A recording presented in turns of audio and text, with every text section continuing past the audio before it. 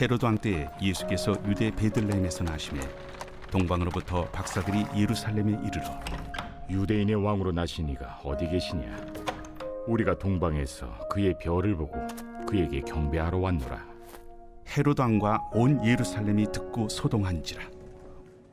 왕이 모든 대제사장과 백성의 서기관들을 모아 그리스도가 어디서 나겠느냐 물으니 유대 베들레헴이오니 이는 선지자로 이렇게 기록된 바 또 유대 땅 베들레헴아 너는 유대 고을 중에서 가장 작지 아니하도다. 내게서 한 다스리는 자가 나와서 내 백성 이스라엘의 목자가 되리라 하였음이니이다. 이에 헤롯이 가만히 박사들을 불러 별이 나타난 때를 자세히 묻고 베들레헴으로 보내며 이르되 가서 아기에 대하여 자세히 알아보고 찾거든 내게 고하여 나도 가서 그에게 경배하게 하라. 박사들이 왕의 말을 듣고 갈새 동방에서 보던 그 별이 문득 앞서 인도하여 가다가 아기 있는 곳 위에 머물러 서 있는지라. 그들이 별을 보고 매우 크게 기뻐하더라. 집에 들어가 아기와 그의 어머니 마리아가 함께 있는 것을 보고 엎드려 아기께 경배하고 보배합을 열어 황금과 유향과 모약을 예물로 드리니라. 그들은 꿈에 헤롯에게로 돌아가지 말라 지시하심을 받아 다른 길로 고국에 돌아가니라. 안녕하세요. 1월 14일 아침 묵상입니다. 여러분, 밤하늘의 별을 마지막으로 본 게 언제인지 기억하십니까? 도시의 불빛 속에서 우리는 별을 거의 못 보고 살아가죠. 그러나 옛사람들에게 별은 단순한 풍경이 아니라 길이었고 신호였고 또 하나님의 메시지였습니다. 오늘 본문에는 아주 특별한 사람들이 등장하는데요. 성경에는 동방에서 박사들이 예루살렘에 이르러 이렇게 기록합니다. 이들은 유대인이 아닙니다. 제사장도 아니고요. 율법학자도 아닙니다. 어쩌면 점성술사이거나 학자였을지도 모릅니다. 당시 기준으로 보면 하나님의 구원 이야기와는 아무 상관없어 보이는 사람들이었을 뿐입니다. 그런데 이들이요, 이렇게 물어요. 2절 말씀입니다. 유대인의 왕으로 나신 이가 어디 계시냐? 우리가 동방에서 그의 별을 보고 경배하러 왔노라. 여러분, 이 한 문장 안에는 인생을 건 결단이 들어 있습니다. 그들은 조금 더 확실해지면, 상황이 좋아지면 떠났던 게 아니었다는 것이죠. 별 하나를 보고 인생의 방향을 바꾼 것입니다.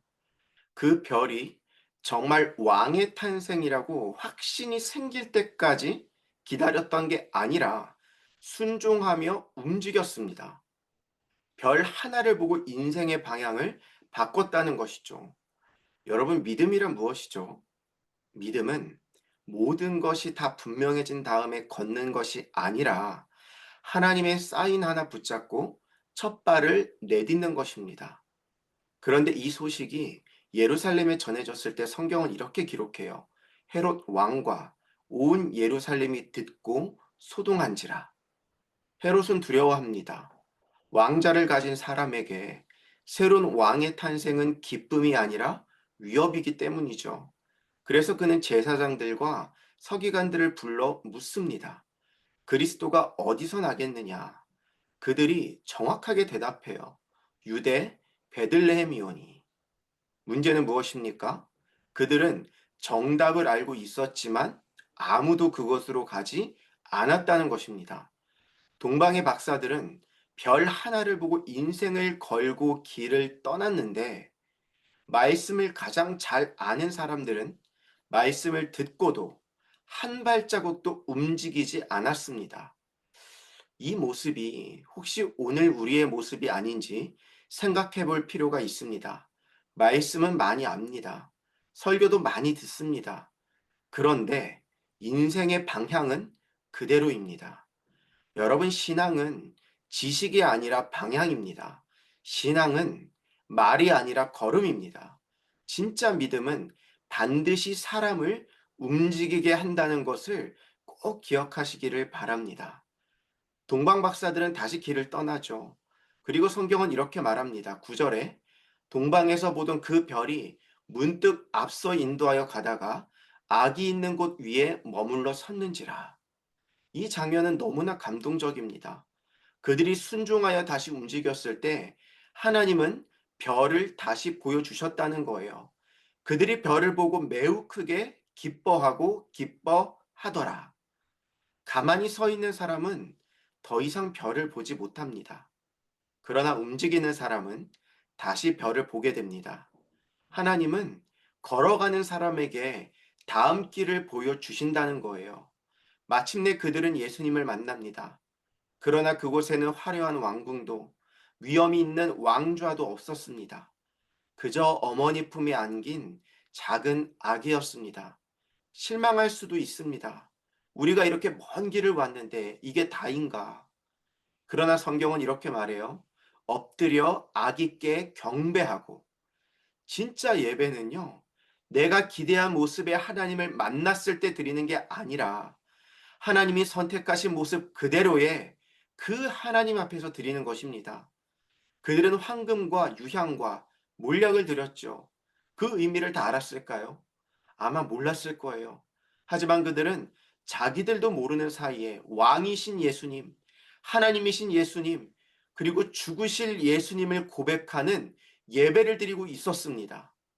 그리고 오늘의 이야기는요, 이렇게 끝납니다. 헤로데게로 돌아가지 말라 지시하심을 받아 다른 길로 고국에 돌아가니라. 이 구절이 본문의 결론이거든요. 예수님을 만난 사람은요, 이전과 같은 길로 돌아갈 수 없습니다.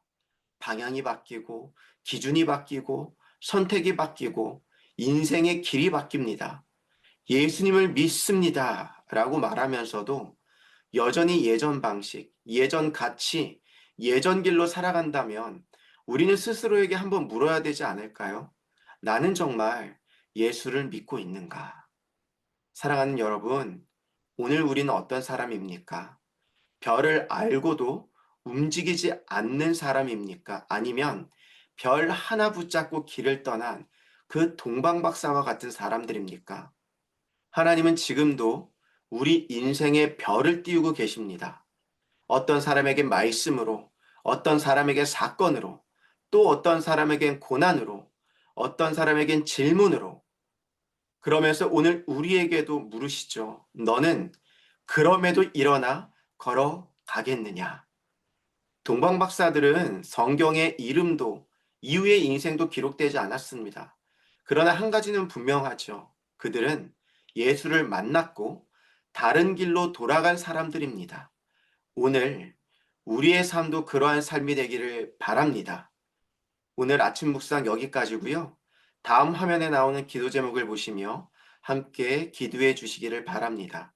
오늘도 평안한 하루 되시기를 축복합니다.